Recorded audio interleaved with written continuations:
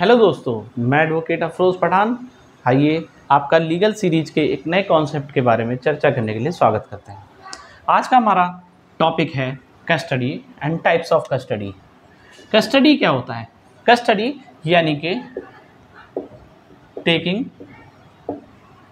Someone under the control of authority. किसी व्यक्ति को अपने कंट्रोल में रखना किसी अथॉरिटी के द्वारा, ये क्या कहलाता है? कस्टडी। जैसे कि आपने सुना होगा पुलिस कस्टडी और judicial custody.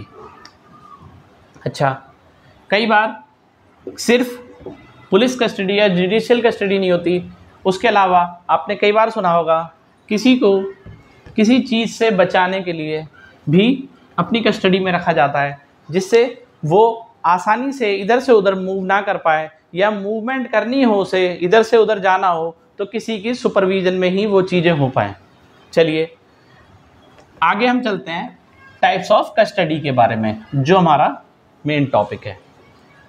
Types of custody में हम कई प्रकार की कस्टडी देखेंगे, जिसमें मुख्यतः पीसी यानी कि पुलिस कस्टडी। पुलिस कस्टडी क्या होती है, या इसको हम कई बार पुलिस रिमांड भी कहते हैं।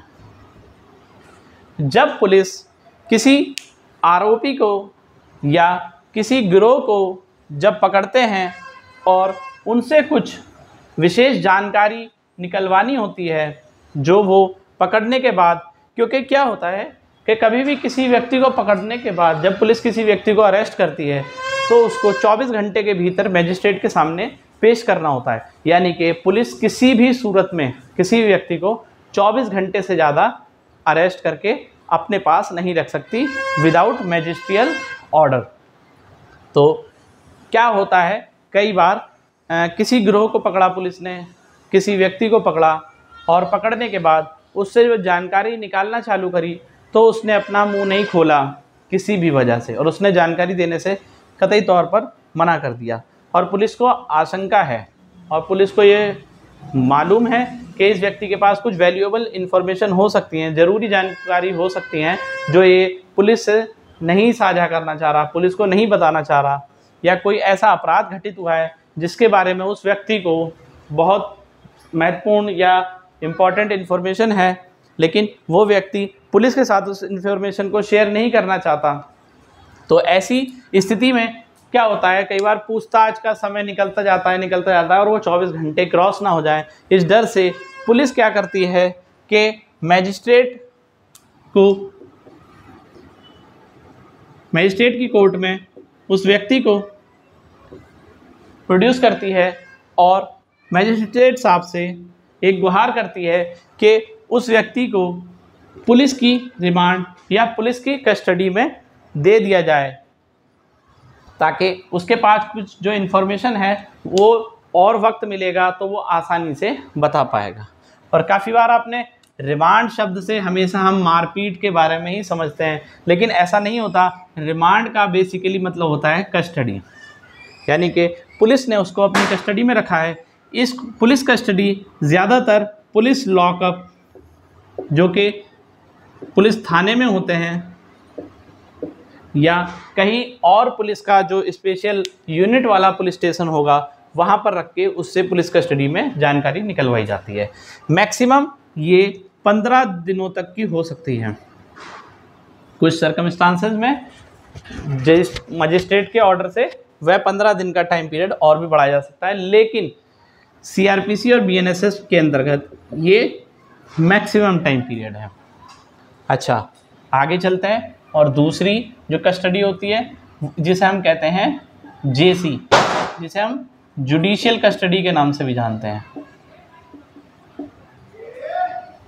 जब किसी व्यक्ति को कोई व्यक्ति मीन्स कोई आरोपी, जिसके ऊपर आरोप है, जिसके ऊपर इल्ज़ाम है कि उसने कोई ऑफेंस को कमिट करा है, तो ऐसे व्यक्ति को जब पुलिस अरेस्ट कर लेती है तो अरेस्ट के बाद उसको मैजिस्ट्रेट के सामने पेश करना होता है 24 घंटे में, और मैजिस्ट्रेट वहाँ से उस व्यक्ति को जब जेल भेज देते हैं तो जेल भेजने को ही हम जुडिशियल कस्टडी कहते हैं, यानी कि वो जेल की कस्टडी में है। आइए तीसरी, कई बार हमें सुनने को मिलेगा जिसे हम तीसरी कस्टडी हम कह सकते हैं, या मैजिस्ट्रेट कस्टडी, यानी कि मैजिस्ट्रेट के ऑर्डर से दी जाने वाली कस्टडी को हम मैजिस्ट्रियल कस्टडी भी कहते हैं। मैजिस्ट्रियल कस्टडी के अंदर पुलिस कस्टडी और जुडिशियल कस्टडी दोनों शामिल होते हैं, यानी कि जब मैजिस्ट्रेट किसी आरोपी को, किसी व्यक्ति को या गिरोह को क्या करता है, अपने ऑर्डर से पुलिस कस्टडी या जेल कस्टडी में भेज देता है, तो उसे हम मैजिस्ट्रियल कस्टडी भी कहते हैं। इसके बाद हमारी अगली कस्टडी जो है वो बहुत इम्पॉर्टेंट कस्टडी है, जिसे हम जल्दी वो सुनने को नहीं मिलती, उसे हम कहते हैं प्रोटेक्टिव कस्टडी।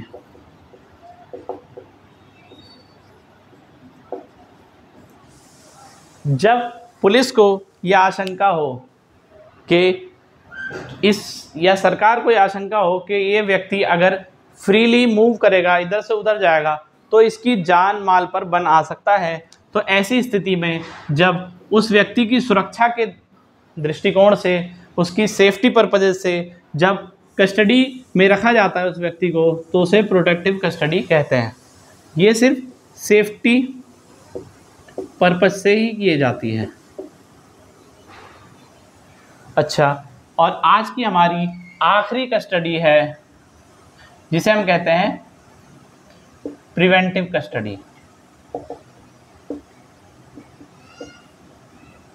प्रिवेंटिव कस्टडी, आइए इसके बारे में हम थोड़ा सा ये भी जान लेते हैं। आपने सीआरपीसी का एक सेक्शन होता था 107/151, जिसे 751 या कलंदरा केसेस भी कहा जाता था।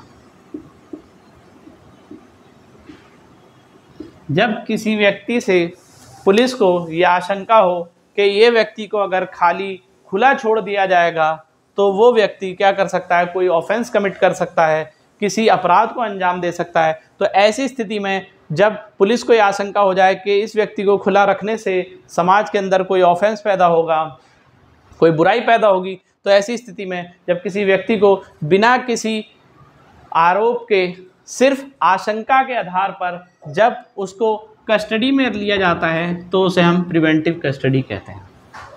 यही आज की हमारी टॉपिक की बात ख़त्म होती है। ऐसे ही मज़ेदार टॉपिक और ज़्यादा सुनने के लिए हमारे चैनल को सब्सक्राइब करें, लाइक करें और हमारे वीडियोज़ को ज़्यादा से ज़्यादा शेयर करें। धन्यवाद।